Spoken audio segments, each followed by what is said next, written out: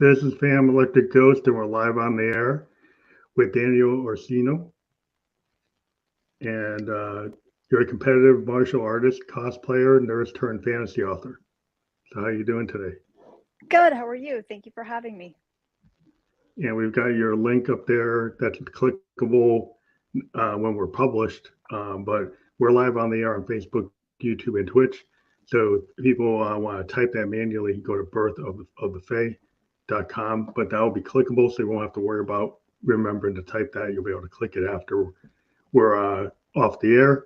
But thank you again for being a guest on the Fam Electric Ghost podcast. How are you doing right now? Great. Thank you so much for having me. I appreciate it. So one of the things we like to ask guests before we get into more detail is why do you do what you do, and what motivates you? I do what I do because it was kind of by accident, to be honest. A patient needed a distraction during IV treatment. We had a conversation, and that turned into me telling him a story. And from there, it took on a life of its own. And I haven't stopped since because I realized I kind of live in my own little world anyway, so I might as well share it with everyone else. That's interesting. So you've been into like fantasy. I noticed I'm a big comic book fan, and you mentioned Chris Claremont and George Pérez. I've been a child of the '70s. People would know the comic books X-Men and New Teen Titans from those two authors. And I'm just wondering, like, what was it about fantasy and comic books that kind of drew you in as a person, as a fan? Probably the first inclination and the first draw was the old reruns of Batman and Wonder Woman, the Green Hornet. That was my first real introduction to the comic book world.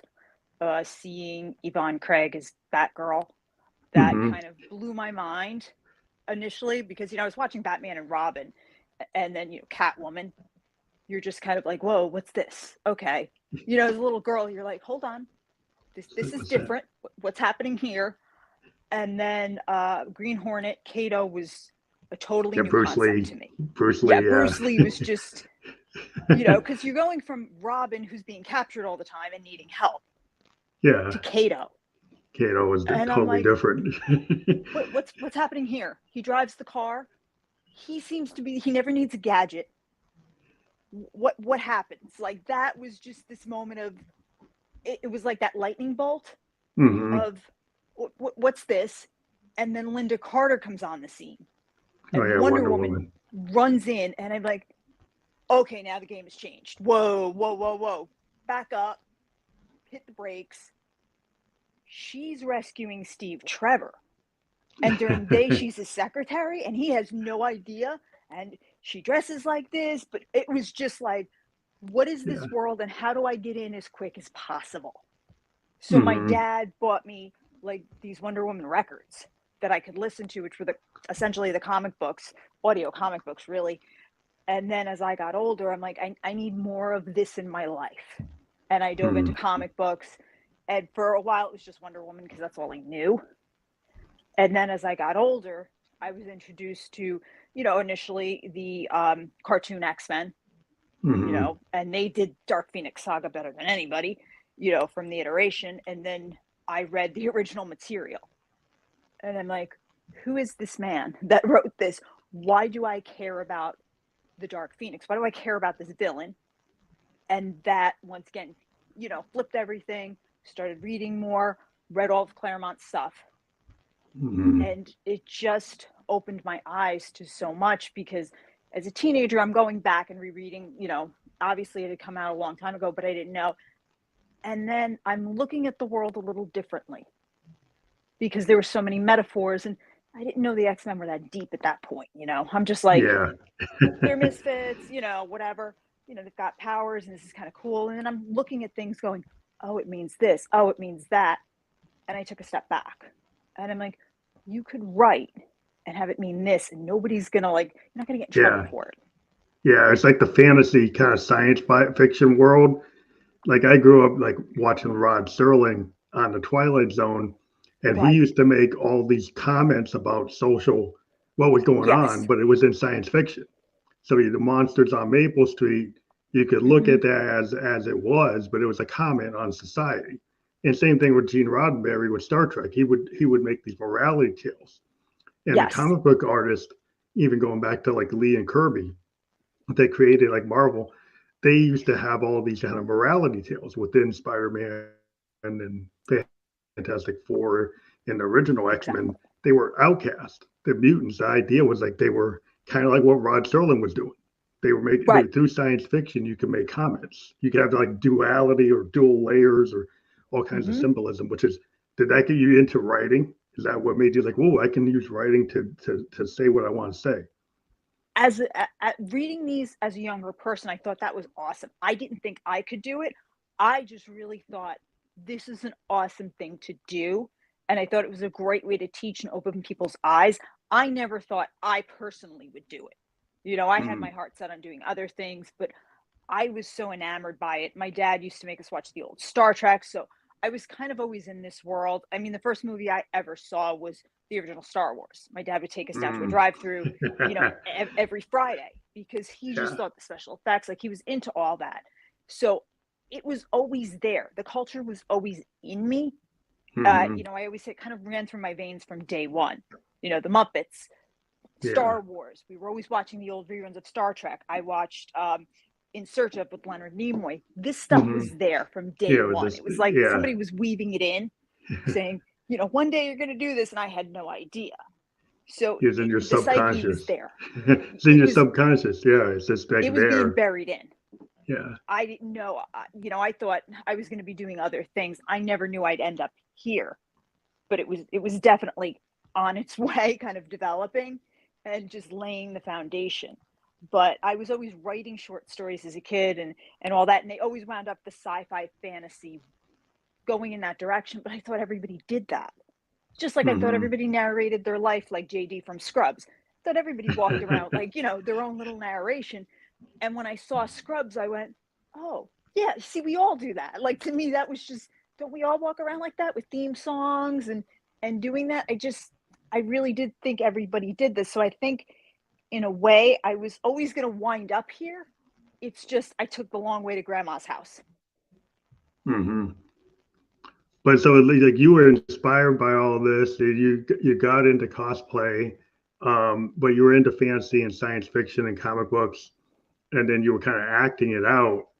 And so, like when you came up with your character of Faye, maybe you can talk about like what. Yeah, I think you mentioned that you had this like incident where like you were with a patient and it kind of triggered you to come up with this. Is that how the character came up with, or is that something prior to that?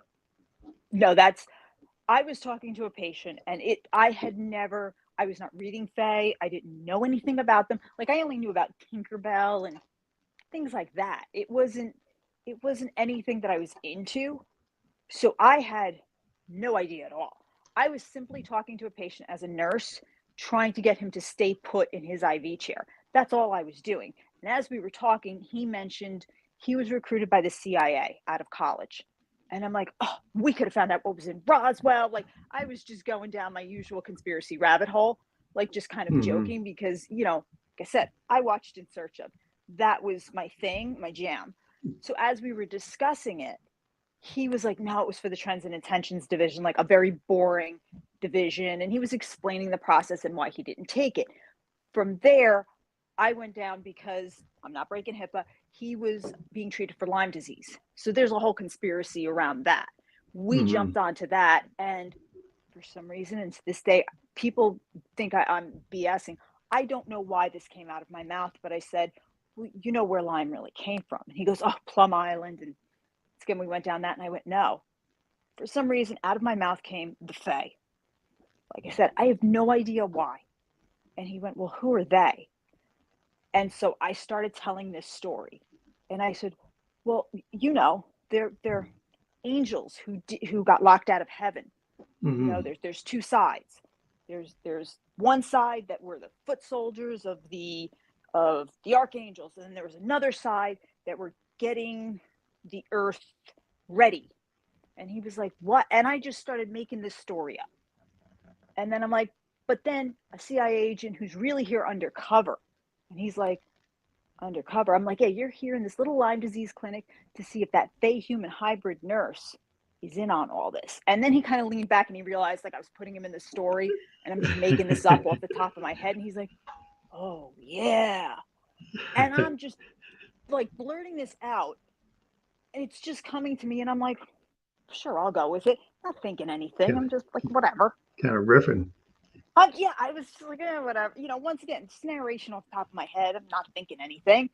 And so I'm telling him this story. I have no names for characters. I'm just whatever. And then he's like, tell me more tomorrow when I see you. And I'm like, okay, whatever. So the next day we'd talk again. And I would tell him another chapter off the top of my head. And it was just like a campfire thing. That's kind of how I thought of it. And as we kept going, things would happen in the IV room and I would add to it. So if the doctor had this big black Labrador, so when the dog would walk in, I'd be like, oh, yes, the Dark Fae King had a black dragon. And this is what happened. And he would be like, Wow, so okay, it's real cool. stream of consciousness. They kind of like muse. Like I'm a big fan of art that's kind of done point in time. Like a lot of jazz, a lot of experimental music is kind of done riffing. You kind of take the moment, you take what's going on, you kind of creatively, invent it. And I find that things can be really vital because there's a lot of stuff in your subconscious. Like you said, you had already been like all this stuff that was going on in your head because you read this stuff, you watched this stuff, you heard this stuff. And so there's a lot of stuff that your mind starts just making connections if you're creative. It's kind of like that muse that the poets talked about. That I think creative people, we can tap into it and we can take all this stuff and we can turn it into something. And that's kind of our talent. It's like you're in that space. Right. I think that's really what it was. And that's why I say I think the foundation was being laid all those years ago. I just had no idea. And that's why I joke. I took the long way to grandma's house. It was always there. I had no idea. And so I would just tell stories. And then he kept saying, you need to go home and write this down. And I'm like, I'm going to physician assistant school. My applications are in. I'm going to shoot some faces up with Restylane and Botox. Like, this is the path I'm on. I have no interest. And the universe had another plan. And he was really one of my biggest cheerleaders of go home and write this down. I'm telling you. And I'm like, yeah, whatever. And eventually, circumstances came and that's what I wound up doing. And it turned into what I have now are 6 novels, a novella. The second novella comes out June 1st. And then I go to volume 2, which is Birth of a Succubus, which is the story I actually told him about the CIA agent, the hybrid, human hybrid in the Lyme disease clinic. That's the story. And so it's just turned into this world. And who would have thought? And in volume 2, there's a lot of nerdy little comic book Easter eggs. The nurse is a comic book geek who finds herself thrown into this world. And it's kind of the same little story of me. So how long did it take from actually having that conversation to you actually writing it down? It took us a while. It took me a long time because I was determined to resist. And I was going through the PA school cycle, CASPA, which, you have to wait for the applications to open and go through the school interviews. So I was still doing that. And it took me months to kind of sit down and then finally start. And when I did, I hand wrote everything. Because once again, I didn't know what I was doing. So I would just pick up a journal and be like, okay. And I'd start writing. And I go, oh, they're going to want to know this. Pick up another journal and start writing. And it wasn't like, oh, chapter 1. It's nothing like that. I just started going and then I'd go back. So if you look at it, and I have all the journals, if you look, none of them are in order. Like it's just pages of whatever. And then I'd have to sit down and sit at the computer and start going, this should be chapter 1. What goes with what? Yeah, then you start piecing it together. It was jigsaw puzzle. So from all that, like you had, it was a conversation, and then you became in journals, and then you had to take it and put it in the computer. When you were starting to put it in the computer, were you actually intending to turn it into a book, or were you just kind of work out? You were. Yes, I was at that point like, okay, I'm going to make this book. Like now it's official, but initially I was going to do what will be Birth of a Succubus. that was the original story. I was just going to do the story I told him, like just on the, just completely about the CIA agent, the nurse. And then it turned into what became volume 1, which was the backstory of the Fae and how they got here and how they took the moniker Fae. That turned into volume 1 because I'm like, oh, people are going to want to know why they're here, what happened. And it just all started flowing and everything. So it was totally not planned. And I always joked I was going to pull a Star Wars and release like volume 2 first and then go back, kind of pull episode 4 and then go backward. Phantom Menace. You go backwards, yeah. But I wound up going volume 1 first, and now I actually pulled it and I'm going to re-release it later after volume 2 because I wanted to kind of make some adjustments. And now I'm going to pull the Star Wars where I'm releasing volume 2 and pulling volume 1. So I'm going to do my original plan because that was always my gut. And what I've learned through this process is always trust your gut. Always trust your gut, regardless of what the experts say. Go with your gut. So I'm doing that now. But it was just a crazy process in general and learning more about myself. And I had gotten into the PA program. And once again, the universe threw a bunch of blockades. And it was like they were saying, this might be what you want, but it's not what the universe wants. So as much as I got into the school, got into my program, and was like, yep, this is what I'm doing. And I was like it was like a salmon swimming upstream. And I was like, but I'm going to get there. The universe was like, aren't you sweet? That's so cute. You think that? No. And it just kept hitting me back down until finally I relent. I give up. What do you want? And the books were there. No, how did martial arts help with that? Is it the discipline of martial arts that help you kind of stick with it, or is it other aspects of martial arts that help you with writing? I don't know if I think martial arts was so ingrained because I can't say I started young because most people start martial arts at 5 now. I started at 18, but I think what helped was movement in general. I videotape, I take my phone and I tape all of the fight scenes before I write them. So I can actually see what it is. And I also realize what I'm good at and what I'm not.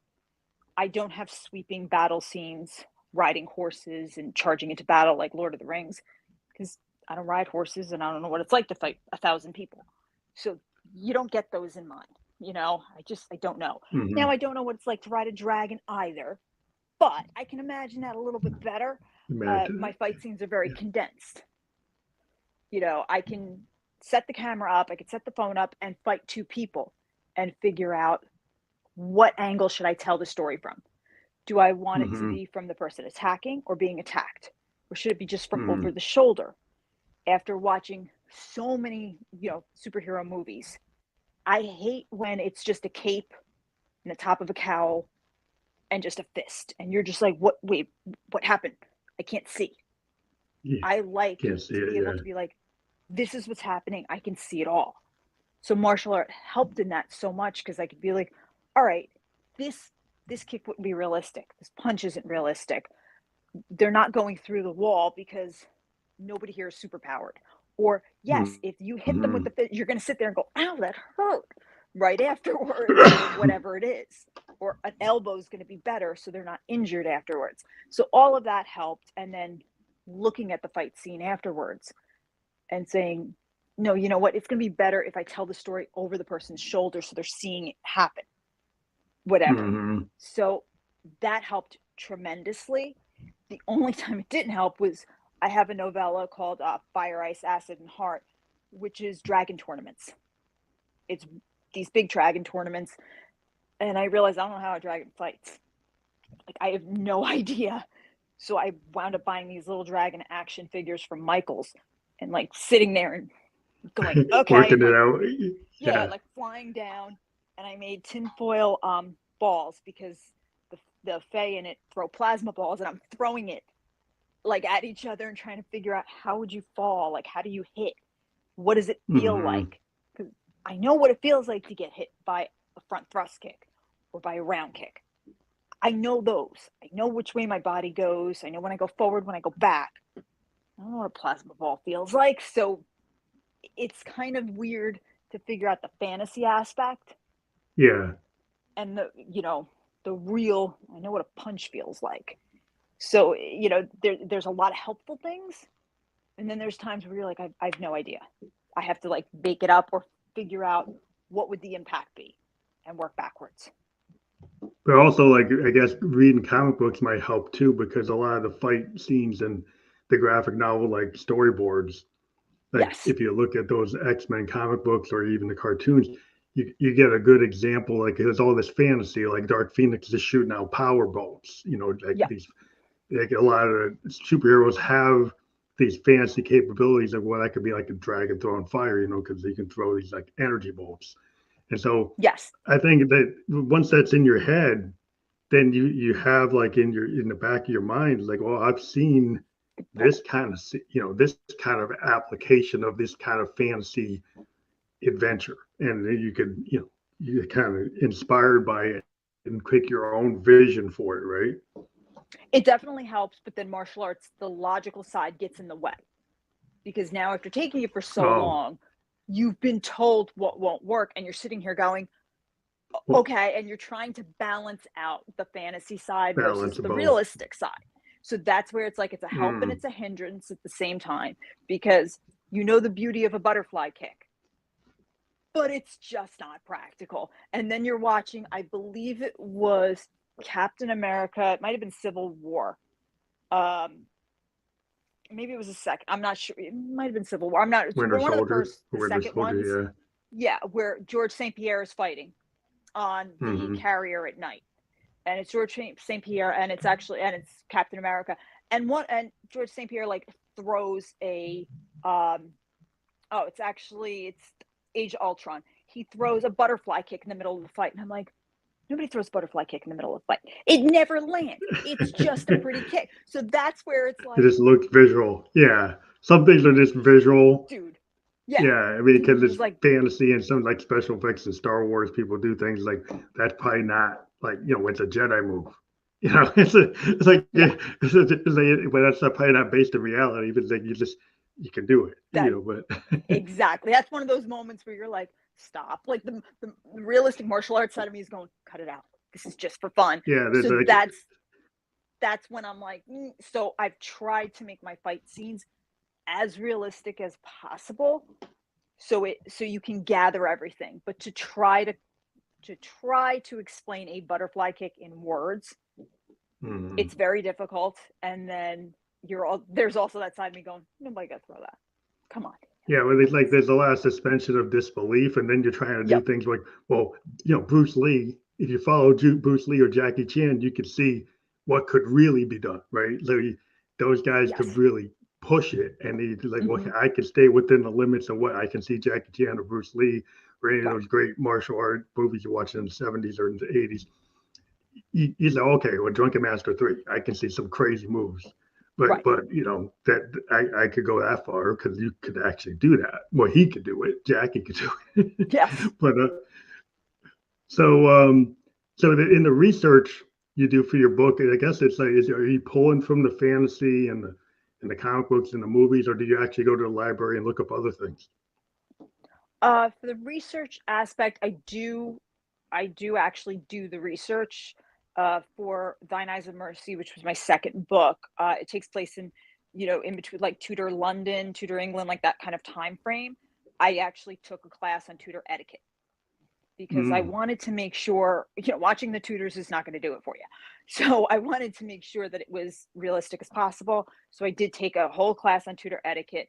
So in certain scenes when they're eating, it was as close to realistic as possible. And I went and learned mm, as much about Queen Mary as I could, Queen Mary the First, because a lot of stuff is done on King Henry VIII and Boleyn, but Queen Mary got a little lost, and I didn't want to rely on stereotype for her. So I went so and you did a want to get lot of real research on good, her. good research. Yeah. Yes, I did like real historical research. The first manuscript was written, all of the scenes in that was written in Old English, and my editor threw it out. She was like, nobody can read this. She's like, I'll give you a thy, a thee, a privy. She's like, and that's all you're getting because this is, and I'm like, but it's so realistic. And she's like, no, it's not. And I'm like, and I was trying to make it so authentic. And, because you're in that stage in the first couple books where you're trying to prove yourself as an author. And she's like, get rid of it. Yeah. But I went through the maps of the castles, what they would have really looked like during that time, furniture, tapestries. And I exhausted myself because I realized as long as you're getting it close, nobody really like, they just want to be immersed. They're not, immersed. They don't really care. So my dragons, on the other hand, months and months and months of research to develop my dragons. Proud of my dragons. They took me forever. I worked with a mechanical engineer, a physics professor. I worked with a veterinarian because I wanted my dragons to be plausible. I don't want Neil Grassi, Tyson, whatever his name is, coming after me and being like, saying that's not realistic. Yeah, if I was ever on Mythbusters, I wanted to be like, they're plausible. That's it. Like, they're not 747. They're not that big. They're not the size of that, but their oral defenses all came from the digestive system, and we built outward. So we worked on bacteria, exactly the anatomy, physiology inside, then went outside. We did that for the flying, how they fly. They don't take off like Superman. They jump and glide to the eye membranes when they take off. When they glide, they have eye membranes to keep debris out. Like, I went all out. You did a lot of details. Yeah, we went crazy on the dragon. Probably went a little too crazy. So that stuff was clear because my fae are angels who were kind of in between the war between the creator and Lucifer. There was a lot of research done because there's alternative history. That was all I went and researched. Now, do you find with like the modern audience compared to like if you like an audience in the 60s and the 70s is probably more willing to kind of dive into the attention span deficit today, because like a lot of people are living with these like 30-second 90-second like social media. So if you're a writer, if you're somebody in the 60s and the 70s, like, you could probably depend that your audience would not be distracted by all these modern things, and so they would dive into your work. Do you have to kind of like understand like where the audience is today in terms of their attention span and what kind of grabs them versus like they're older, the way it used to be? I definitely had to learn that. I originally, when I wrote the first book, it was a combination. It was books 1, 2, and 3 put together. It was a big book, like too big. And my developmental editor, Clete Barrett Smith, kind of pulled me aside and he was like, D, let's talk. Walk with me down the street for a second. He's like, come take a walk. He's like, I think it's great. Are you, as a new author, going to hold an audience through this book, through a 600, 700-page book?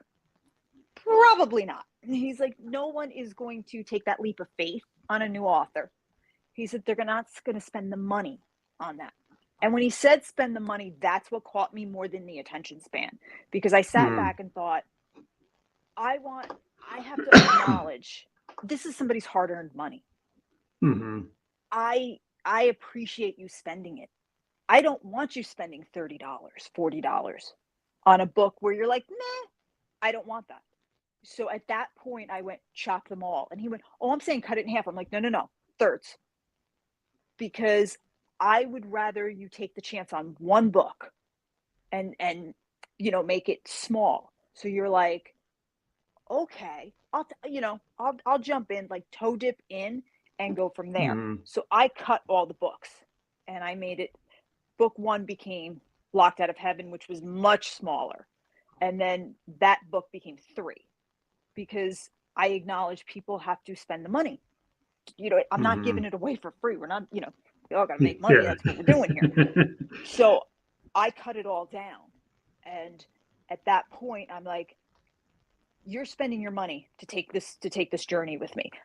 That's an honor. And these authors that are acting like they're giving you something and you need to be proud of it is BS.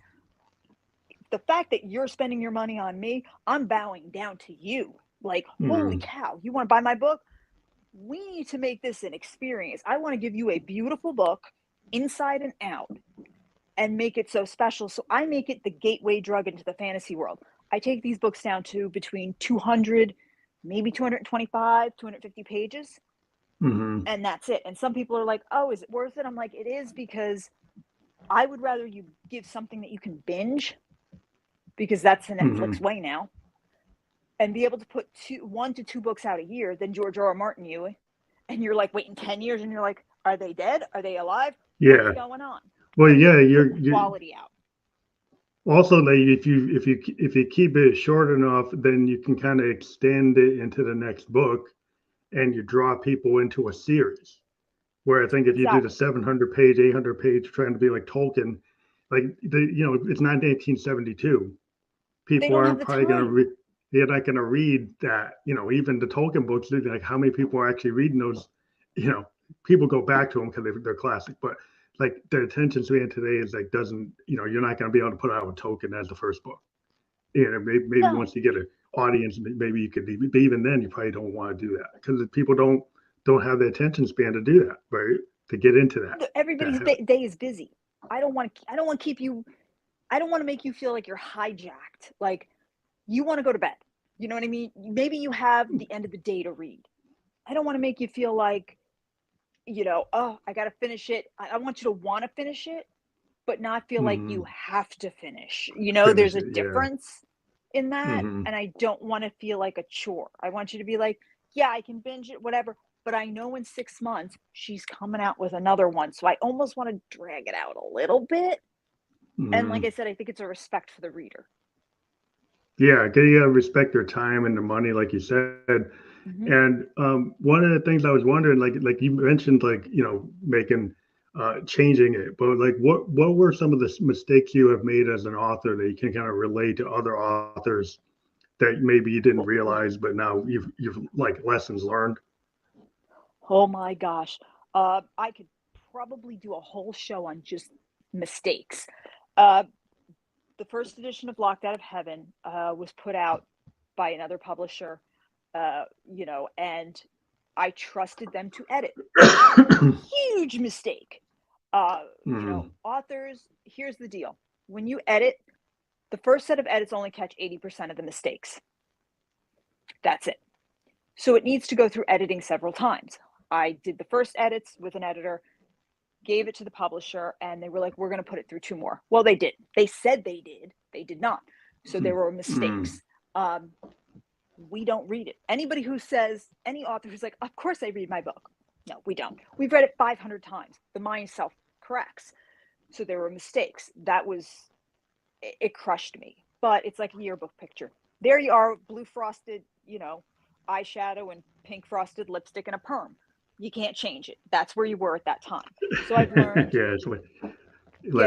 get an editor, and get more editors until it's perfect. There's always going to be a mistake. You can't help it, but you don't want several. That was the first thing. Go with your gut.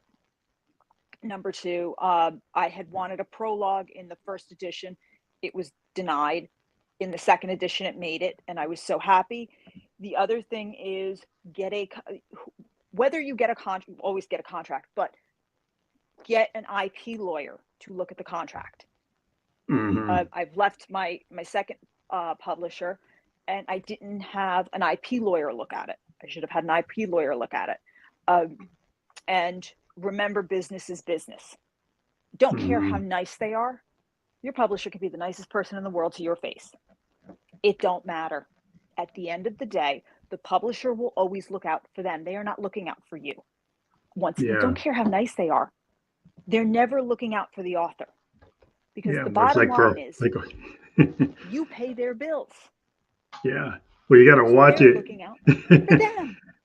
Well, like all artists, like if you think about musicians, like it's a known history that our master rights and our like publishing rights and when it basically licensing rights is a big problem. Because like if you're an artist and you just I got my advance, but then you realize like they actually took the film rights, they took the merchandising rights, so they can put the T-shirts and the cups and the toys, and you don't get anything.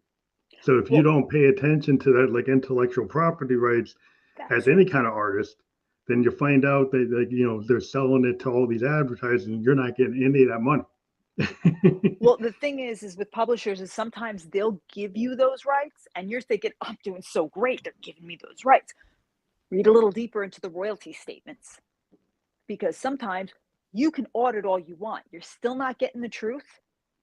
That's the first thing.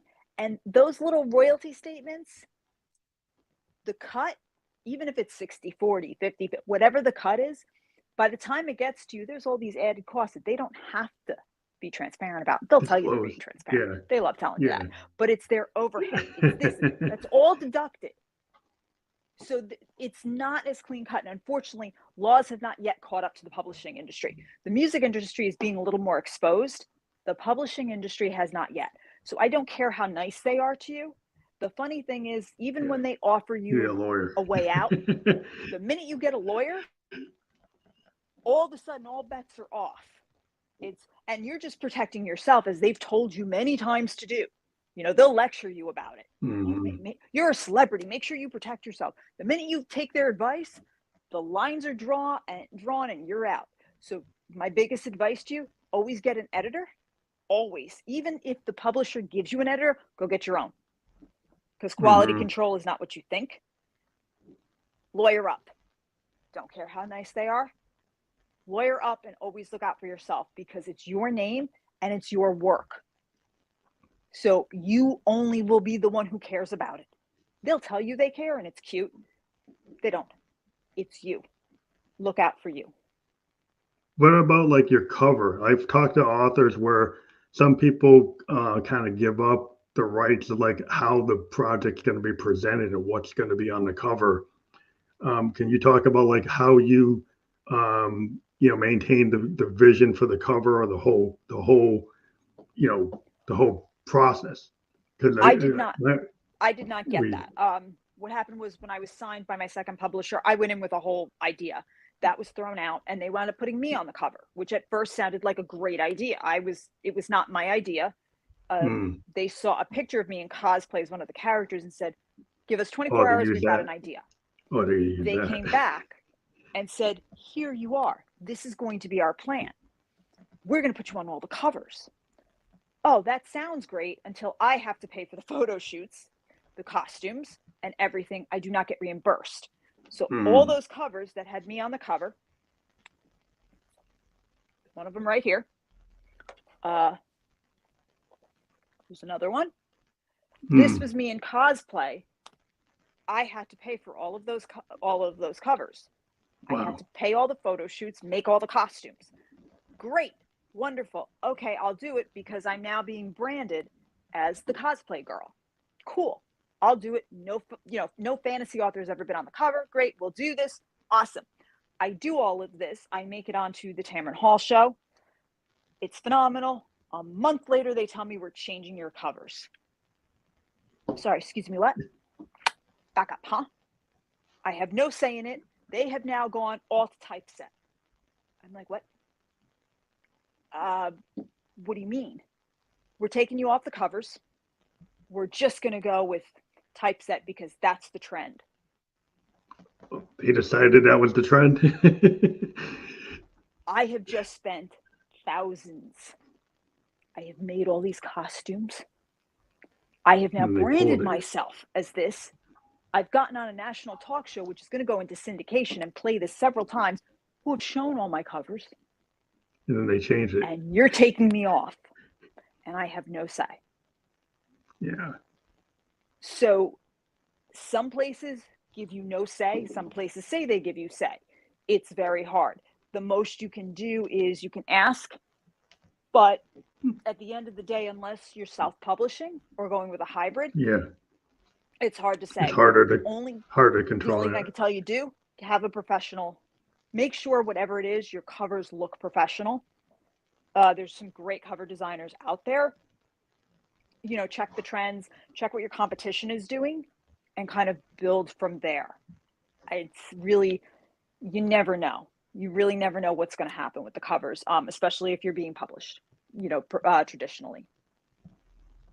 Now, in terms of like rights, like movie rights, film rights, like audio book rights, are you involved in trying to pitch this to turn it into like movies and TV and things like that, films? Um, Audiobook rights I do own because before I signed with my second publisher, I had already gone to Skyboat Media and had done Locked Out of Heaven. After that, my former publisher had said, "Oh, we'll stick with them." Cool. They wound up screwing up that relationship. They did two more audiobooks. I did not like them and they were pulled. I have not done another audiobook since, but I can, and I probably will go back to Skyboat because I loved what they did so much with Locked Out of Heaven, and I would like to continue to do the rest of the books. But since I'm reorganizing it, I will wait. But I love doing it. As for TV series or animation, is really where I'd like to go with the first series. I'm completely involved in doing it. I've been approached before, and I'm still being approached to doing something. My former publisher had nothing to do with it. Those were rights I maintained, Hmm. um, and I would like to do animation for Volume One because it lends itself more to an anime than anything else. Yeah, There because is, they can actually visually stay yes, true to visually it just what you want. You works. want to be heavily involved with the director to get the feel. I've written a script. A script has been written that I wrote. It's placed in a couple screenwriting competitions, so it was my first shot out. But like I said, I've been approached by a couple people, like you know, interested in it. It goes somewhere and then it kind of falls. Hmm. But we always get to a certain point, and I just entered the Dallas International Film Festival with the script, and they wound up drawing the first scene Hmm. and sent it to me, and I was like totally blown away. And it's so cool, and I'm probably going to post it because it's just amazing to see the scene of your first script sketched out, Yeah, and yeah, you're sure. like That's pretty cool. storyboarded. You're just like, Storyboarded out. Yeah. oh my god. And they did anime style, and it's so cool. And that I was just like, It that is a made me big, go, the anime market is so big. A lot of people love that. I mean, I lived in Tokyo, and I was amazed by how, the manga and the anime, adults were so into it. And now it's like the whole world is kind of like that. I was in 2004 in Tokyo, and I was kind of like, that's the way it was. That's the way it is. But now people, all around the world have accepted that, yeah, that's a modern form that right, you can put your ideas into, that you can have yes. fancy novels and get not just a film, but you could turn it into like an anime I think a series. series is kind of where I'd Yeah. want to go with it, an animated series. I'd love to make it a graphic novel. I am working with this with somebody right now, an editor, to make it into a graphic novel because Oh, that's I another just cool thing. think that's kind of where once again where it goes. That was always an original idea I had while I was writing it. I thought this lends itself to a graphic novel. Yeah. So And we that's are a whole working. different audience. You have the Comic Cons, you have the fancy cons, you have the cosplay.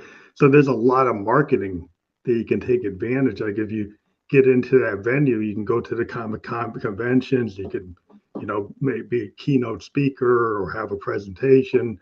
It's just another way to kind of spread the idea out and I get go to GalaxyCon as it is right now. I go with that's the cool. pop-up bookshop with my partner CR Rice, and we have where we bring indie authors there.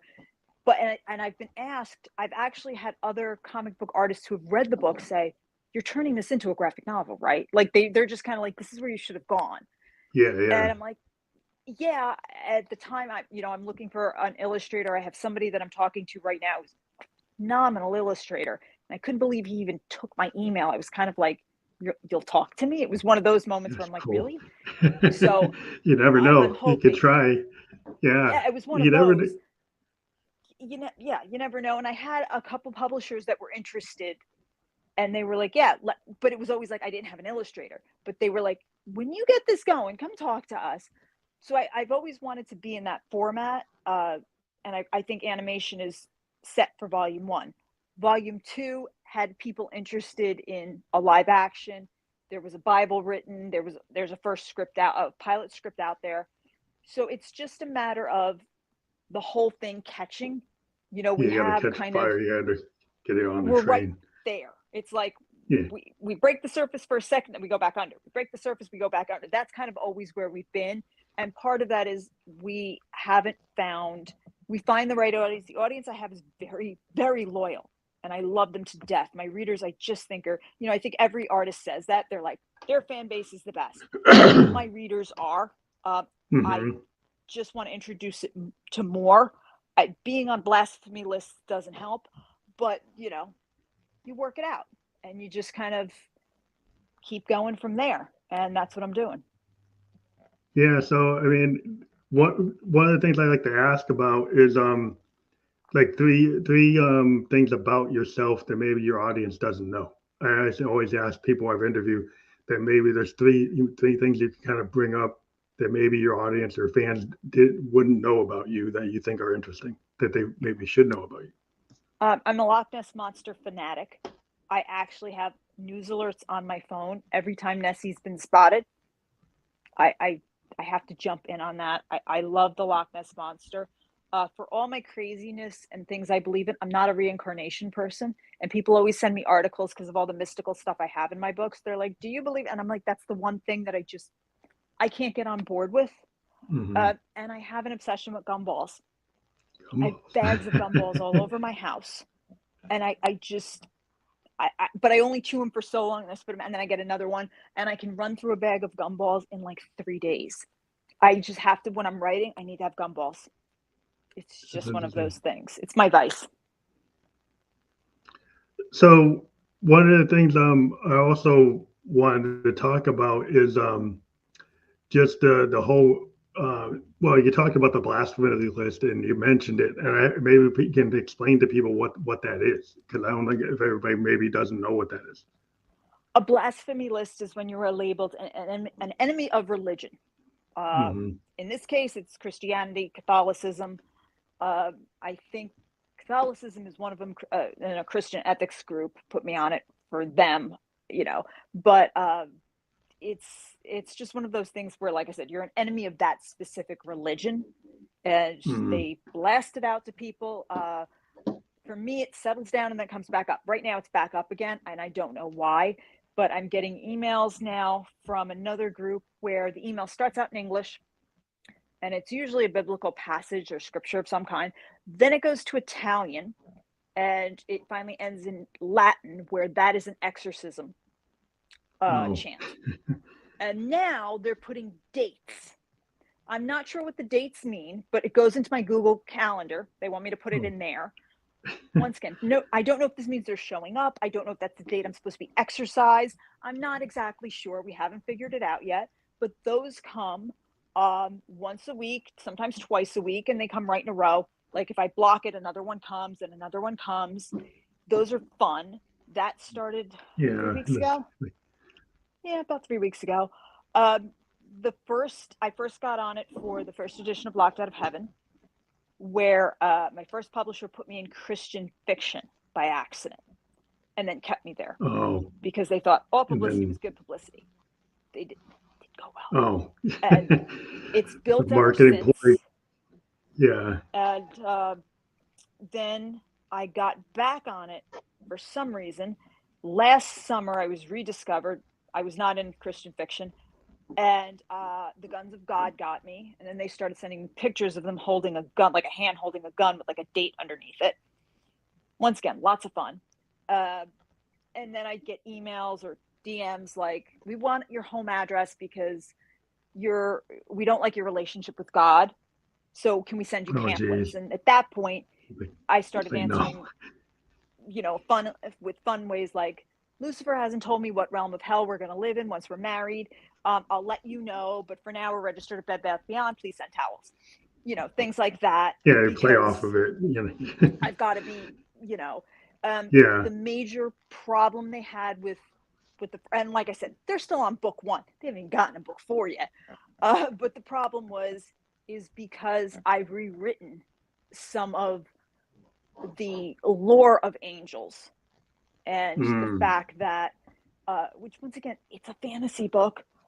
You're a writer. I've used a biblical event about a certain sea being divided